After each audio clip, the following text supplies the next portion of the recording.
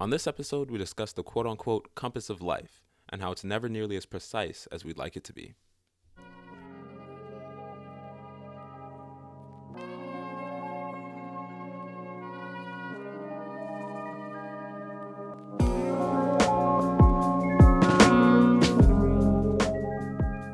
Welcome back to MugenCast.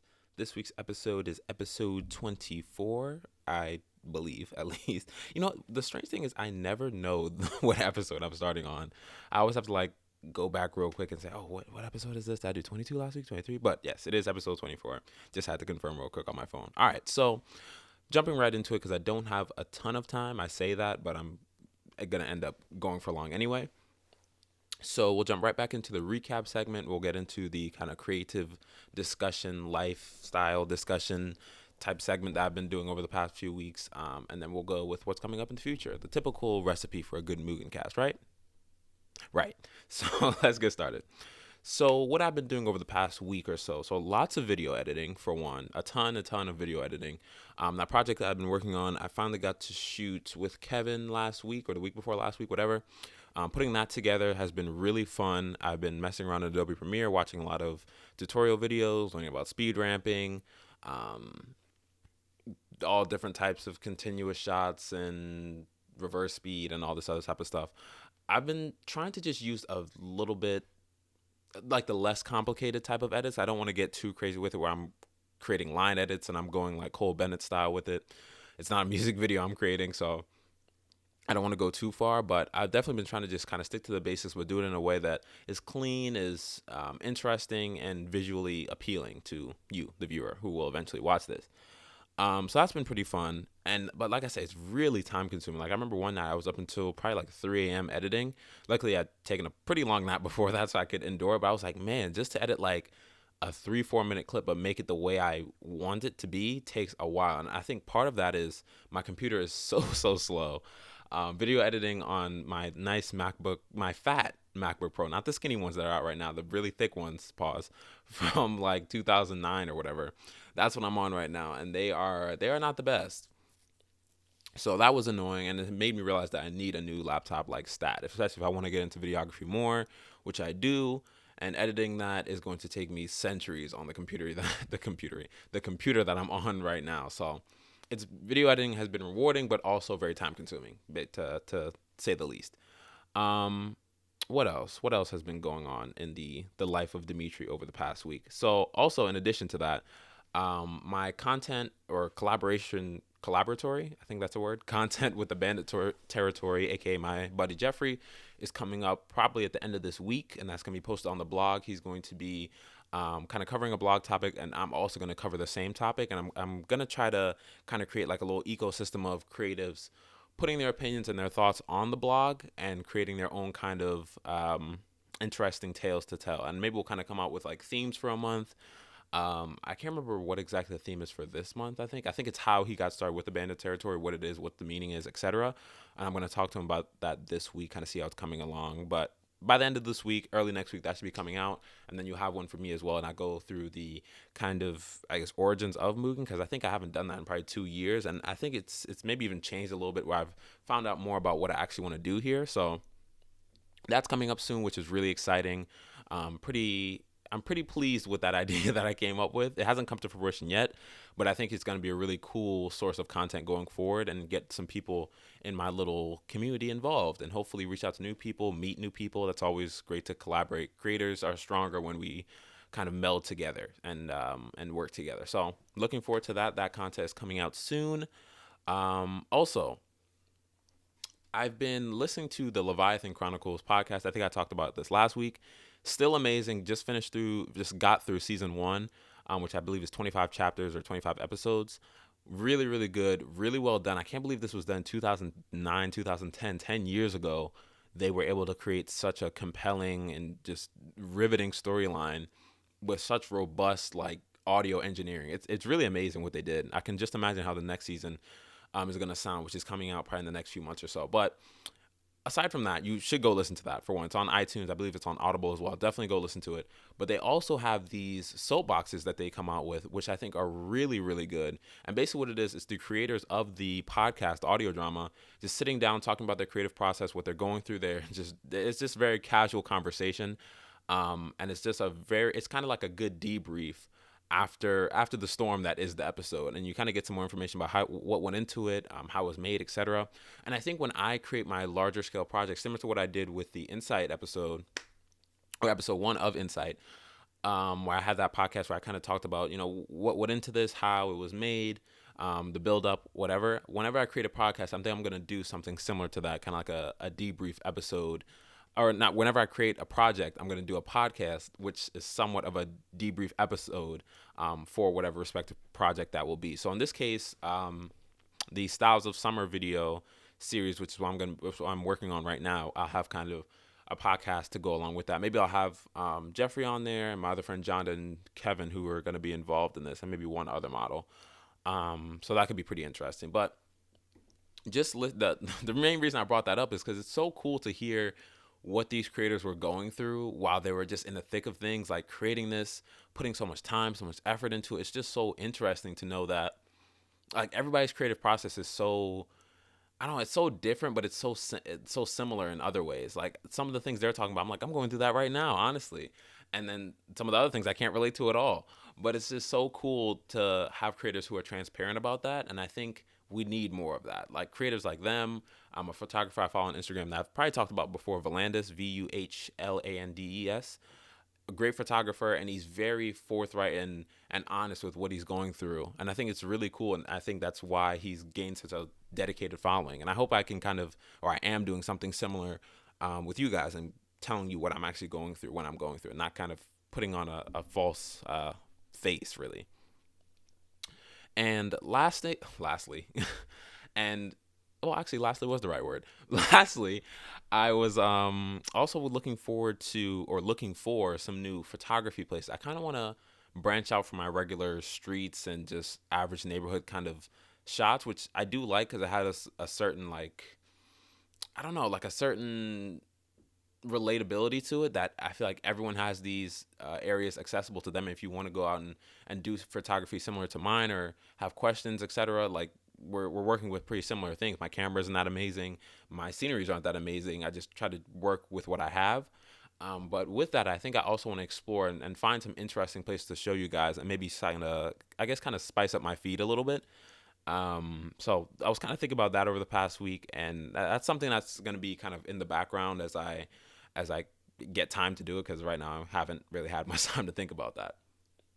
But just something coming in the future that would be pretty cool. Let me know what you guys would be interested in seeing. You want abandoned buildings, just very cliche, streetwear, that type of stuff, also very cliche, or do you kind of want something interesting within reason, of course, because I can't like fly to Prague or something to do a photo shoot, but maybe I can branch out from what I'm doing a little bit more, and that would be cool. So that's the recap segment. I thought it was going to be quicker than it was. That was still like 8 minutes, but that's fine. It's whatever.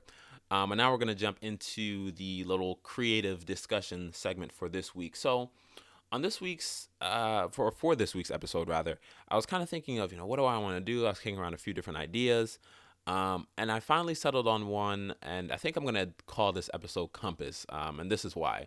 I settled on the idea of doing, or of discussing, how we know that we're going in the right direction, whether it's our creativity or just in life in general. How do we know we're going towards the right thing, right? So I was thinking, if we're talking about regular physical movement, right? We use GPS, we use maps, etc. If you're going on a trip to New Jersey and you don't know how to get there, you can easily type it right into Google and it'll show you, or MapQuest if you're, OG, and it'll show you exactly where to go. But when we discuss goals in our lives, and how do we know where we're going? How do we know what we're doing is right or wrong? What is right or wrong, right?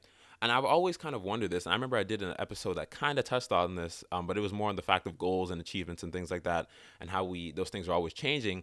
But how do we know what direction to even choose, before we even get to chasing the goal? How do we know what goal is right, that, and I feel like it was just another dimension, which it's so interesting that all my topics seem so interconnected. It almost feels like I'm talking about the same thing over and over again, but just different ways of talking about it, which is, it makes me feel like I'm regurgitating information too much, but I feel like there's still so much to be unlocked and to be given to you guys that is valuable stuff. So I will continue. um, but the more I thought about it, the more I realized how impossible it is to find a universal answer. Everyone has a different answer to that question, if there even is an answer, right? There's just too many variables. But maybe you guys have a better way to find it, of course, which is the point of this, that we're all kind of discussing and finding out the depths of our creativity and how we function as creatives together, or at least that's one of the facets of this podcast. So maybe you guys might find something better than I do. But in this episode, I'll go through some of the common variables we use to gauge our lives and if we're headed in the right directions. Things we think about when we're going to make a large life decision, like if you're choosing a new job or moving to a new city, etc. So let's, well, and hopefully by the end of it, we can come up with some makeshift theory. That's the goal, at least. So we'll discuss it. It's kind of like an open. I'm not too pigeonholed by like a script in this one, and we'll just see where we end up. So yeah. So the first thing I thought to consider is what makes a direction quote unquote right. What are the qualities that make a choice right or wrong? This part, it definitely varies from person to person, which probably this whole thing does, but there are common ones like how much money it will yield, will it make you happy, etc. I think we all kind of use, or we all just naturally gravitate towards, because happiness, money, very important things for everyone, right? But I think along with that, you have to contemplate more than just the basics. So that's number one. When making a life choice, a true life choice, like I said, something bigger than what am I going to eat in the morning, create your own list of meaningful things that will be impacted and try to see whether the decision will yield more positive changes or negative changes. I think that just makes plain sense, right? You're making a decision. Look at it for what it is, weigh the pros and cons, and create a list of things that really matter to you, and just go through one by one, see what's going to be impacted. Will I get more money out of this job? Will it take me away from my family? Just things like that. I think that's the way that most people do these type of things, or weigh out their options. So it seems like it would be, it seems like that would be the only thing you need to create a good compass. But there's another side to that, which makes me not so sure. So, for example, how do you know the happiness something will bring you if you haven't done it before, right? If you haven't had this job before, if you haven't been in the city, how do you exactly know, right? You can never truly know. Or even if you have, isn't there the possibility that it won't do it every single time? Like, things fluctuate, right? Things change, or your opinions, your feelings change. So how do you know that something is always going to yield the same level of whatever, money, happiness, success, whatever? How do you know it's going to do that every time? It's kind of a leap of faith. I think so, at least. I'm not sure if you guys agree. And if money is one of the things on your list of meaningful qualifications, isn't there like a point where money doesn't even matter as much as other things? Like, sometimes one thing is so bad it offsets the good of another, right? You're making so much money, but you don't have any time to spend with your family. That type of relationship. So it's a little bit more complicated than just that list of meaningful things that I discussed earlier. It's a little bit harder. It's a little bit harder than that. For example, like I said, heading into a job you hate every day could be lucrative, but there comes a point where your happiness and mental state matters more. I think a lot of people find this, especially earlier in their careers, where you're doing jobs you don't like just because you need to make ends meet, and you realize like this is actually terrible. And some people can push through that and keep going, and other people decide that they're going to change careers and go in a different direction because it's just so much. Which is understandable. I think that happens a lot. I think that's happened to me somewhat too. I'm not even in my true career field yet, so yikes. But I could keep going with relationships like that. I could create counter arguments for every single thing you could think to put on a meaningful qualifications list. Every single one has an alternative negative side that makes it less clear than you initially thought. You think it's going to be one thing and it turns out to be another. So how do you truly know what it's going to be at the time? You don't know, right? And that's what I'm kind of trying to get across here, at least what I think, in my opinion. And this was, like I said, this is the conclusion I came to. There's always the what ifs. There's always a reason why not to do something. So if you can't decide between the feelings of why to do something and why not to do it, how do you know that you're doing the right thing, and headed in the right direction? And it's kind of confusing. Just kind of saying that. I had to actually write that part down, so I made sure I didn't miss that. But it's like, how can you truly decide? How do you truly balance that? Is it more of a feeling thing? Is it actually something you can remove your emotions from and do it like mathematically, I guess, or empirically, whatever, in a way that removes the emotional connections and how you feel about it, and you just kind of do it very, from a basic right and wrong, pros and cons type perspective? Is that how you do it? It's a little murky. I think that's the first time I've used the word murky on this podcast. This is very weird to say, but anyway. But I've come to realize, in my opinion at least, like I said, I've come to realize that you don't, and even it's like that you don't know. You just don't know, and it's hard to accept. It seems so simple. Some people might be saying, as you're listening to this, like, duh. Well, how can you know that? No one knows everything for sure. But to me, and I think people who want to have a lot of control over their lives, and you want to know what direction you're headed in, you want to make sure you're not wasting your time, because you want to be successful, you want to make a lot of money, you want to make people happy. You want to do it, and nobody goes into life saying, oh yeah, I just want to be unsuccessful. Everybody aims for that, right? I would imagine, or at least most people do. But you don't have that control, and even if you do now, that can change. Like 2 to 3 episodes ago, I believe I said, referencing this again, goals and our opinions of success and happiness, things like that, are always fluctuating. So it's like something makes you happy today, it doesn't make you happy tomorrow, and now you're kind of stuck because you made a decision that you can't necessarily go back on. And it's like, how do you predict that future you, that those future feelings of yourself? You don't know how you're gonna feel 12 days from now, a day from now, honestly. So, in my opinion, it's honestly, like I said, a leap of faith. And so, but some of the best advice I actually got, which is, it's advice that I was annoyed to hear, but I needed to hear it. When I was, this was probably a year ago, 2 years ago, when I was in college, is that there's no such thing as a perfect decision. You take the information you have at the time and try to do the best with it. Try to understand what you like and what you don't like, and make the best decision. You can only go on what you have at that moment. You can't see into the future, unfortunately. And hindsight is 2020. You might get to that point and you look back and say, how did I not see this before? But you just can't. And it's unfortunate, but it's the limits of our consciousness. You can never know for sure. And if in a day, a month, a year, you realize that it's not what you want to do, you have to try again. You just have to recalibrate and try again. And to me, this was like ridiculously frustrating, because it's like, how can I put in so much effort and still possibly be going in the wrong direction? It's like, that's just not even fair, to me at least. And it felt like, why even try, and this is not the attitude you should have, I don't think. But for a while, it felt, why do I even try and direct myself? Why do I stress over all this if it can just end up bad anyway? Like, what's even the point? In my opinion, there is still a point.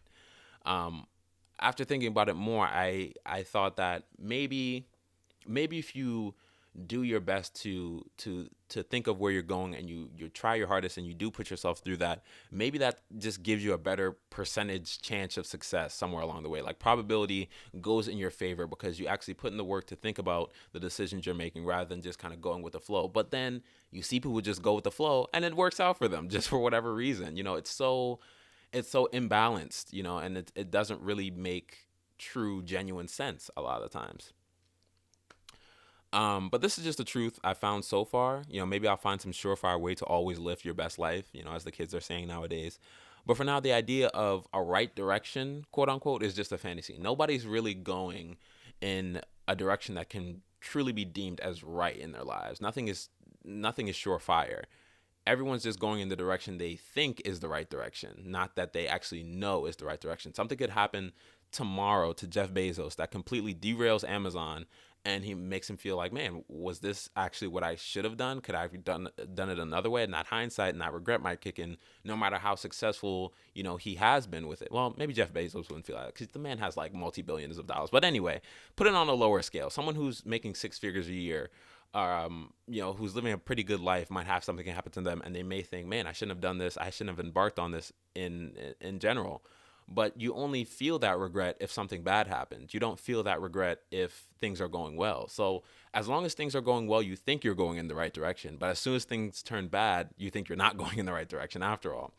And maybe that's what it is right there. Maybe we shouldn't be so quick to take these like tempestuous like turmoils of life as a right or a wrong. It just is what it is. It's just something that happened along the way. It's something you can't control. It's something you couldn't see coming, but it's something you have to accept at the same time. Maybe that's it. And yeah, so that's my little rant. Let me know your thoughts on this. If you have a system or a way of thinking that guides you on the day to day and guides your life decisions, I'd be happy to hear it. I'm sure other people would be happy to hear it as well. Sound off in the comments below, whether it's on my Instagram at Mugen.ig or on Twitter at Tales of Mugen or in the iTunes. I don't think Spotify has comments. So on the iTunes comments, let me know what you think. I'll be very interested to hear what you thought about my kind of cognitive thought process throughout this whole thing, and maybe where you're coming from as well. Maybe I can get some advice from you guys. That would be pretty cool. But I'm gonna take my traditional quick little break. Be right back and discuss things that are coming up in the future. So BRB. And we're back, just like that, with the magic of editing. So I hope you guys enjoyed that first little segment. I think I'm actually making pretty good time here. I'm only at about 20, 21 minutes. So try to wrap this up in the next few, and you guys can get on with your day, and I can get on with mine. I'm not to say that this is like a bad thing or an annoying part of my day. I just have other stuff I need to do. But anyway, so for this little entertainment segment, also I almost forgot to even slide this in. When I was looking back at my notes, I'm like, oh, almost forgot. But the Leviathan Chronicles, that was actually part of the entertainment segment that I was going to discuss. So I jumped the gun a little bit on that. But like I said, definitely give it a listen. Very interesting. I think what makes it so interesting, audio dramas in general, is that you don't have the visual crutch. So you have to do so much with audio and audio alone to make things work. You just end up really pushing the envelope and just creating such a visceral experience with what you have. And sometimes it's good to be deprived of something just so you can really push yourself creatively. And I think audio dramas, We're Alive, is a really good one as well. And Leviathan Chronicles do that to like amazing form. So really, really cool there. And I think the story benefits as well, because you have to explain things so well. Sometimes when you're at a movie theater or just watching movies on Netflix or whatever, a show, you can kind of zone out from the audio and the text or whatever if you have captions on, and kind of just see what's going on the screen and get it. But if you're just having to focus just on the audio and the voices and sound effects and whatever else they throw in there by itself, it makes you more attentive to get the story and understand what's going on. So it kind of captures your mind a little bit more, rather than kind of passively having the content thrown at you how we traditionally have it when we're watching movies and things like that and TV shows. So yeah, that's Leviathan. And in terms of entertainment, other than that, this anime season is really good. I'm sorry. And of course, I know this isn't really an anime podcast, but it is a passion of mine. And I really think if you aren't watching anime, you're losing out right now, honestly, because this season is, it's good. Dr. Stone is good. Copcraft is getting a little bit annoying just because of the animation is kind of trash. Kimetsu no Yaiba is still amazing. JoJo's like season finale just came out, so I gotta watch that. I'm so tempted to do anime reviews because I have so much to say, but I'm like, would anybody even watch these? Let me know if you guys will watch it. But get on the anime because it's dope right now. It's amazing. Also, I've been reading more. I think I'm finishing up it's like a box set that I was reading of like kind of like this post-apocalyptic story. I think it's a box set of 4 books. I'm kind of halfway through book 3 now, so I'm making good headway with that. I can't wait to finish it and just move on to something else, honestly. It's like I'm marathoning through the series, but that's coming to an end. So if you have any good book recommendations, let me know those as well. I would love to do maybe some book reviews and put you guys onto some interesting things. Books and podcasts are kind of like my main form of entertainment, to be honest. That and YouTube, more or less. Trying to think, is there anything I'm missing? Let me check back. No, I think that's pretty much it. What's coming up in the future? So like I said, my content with Jeffrey is going to be coming up. I have a lot of recording to do as well. Videography is so hard compared to photography, where you just like adjust the settings, click, it's done, boom. Videography, you have to take multiple shots. You have to make sure your posture and balance is correct. If you don't have like a gimbal or something like that to like assist you, it's a whole different world. It's challenging and it's really fun. But it's just so much to learn. I'm gonna have to really kind of it's definitely gonna be a time dump to get better at it. But it's an exciting challenge. So I'm looking forward to being able to provide you guys with like better videography content, not just like sliding pictures like how I usually do it. So that should be really cool. And other than that, just holding steady, keeping the content rolling out as best as I can. I'm trying to think if there's anything else I'm missing. No, I don't think I am. So that has been episode 24, and I think I'm at like 24 minutes right now, so perfect. That has been episode 24 of MugenCast. Hope you enjoyed it. Feel free to support me on my other platforms as well. Instagram at mugen.ig, MUGEN period IG, and also on Twitter at Tales of Mugen, TALESOFMUGEN on Twitter. So make sure you go check me out on those platforms as well. Twitter, I've been a little bit inactive on. I need to get back on my Twitter grind, I guess, get back in the Twitter streets, whatever people say. But Instagram, I'm always posting probably at least 5-6 times a day, or a day. Yeah, right. But a week, I meant to say. So there's always fresh pictures coming out over there. And you can kind of get a little updates on what I'm doing if you don't feel like waiting for the podcast to come out kind of early in the week. Tuesday is kind of usually the day I release it. So, but anyway, yep. Thank you for listening. Appreciate it. Hope you guys enjoyed it, and peace out.